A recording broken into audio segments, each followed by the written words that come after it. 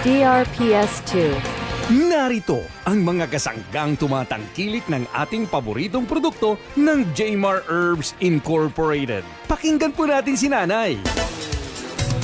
Sila si Matibag, Purok 5, Barangay Mabalo, Rosal, Batangas. 69 years old.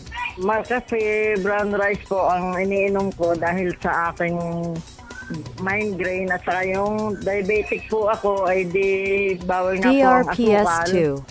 Kaya Marcafe brown rice ang ginagamit ko para pag ako din ay hirap umihi, ay di nainom ho ako. Pag nakainom naman ako, parang naginhawa yung pag-ihi ko dahil may UTI ho ako eh. Ay di pag naramdaman ko, sa halip na magpunta ako ng doktor, yun, inom ako ng Marcafe brown rice. Tapos pag okay na yung pag-ihi ko, ay di balik naman ako sa kunti-kunti lang ang iniinom ko. Ay, yung mother ko po, DRPS2. 101 na siya. Simula po noong 2016, doon ako nag-start bumili ng Marcafe. 5-in-1 plus 1 yung mother ko dahil siya ay pinapainom ko dati na iba-iba kape. Eh, obserbahan ko yung Marcafe sa kanyang vertigo. Yung minsan pinahihilo siya, sabi niya, mahuhulog daw siya, nakapikit. Sa ngayon, hindi na siya dumadaing nung kanyang nahihilo siya.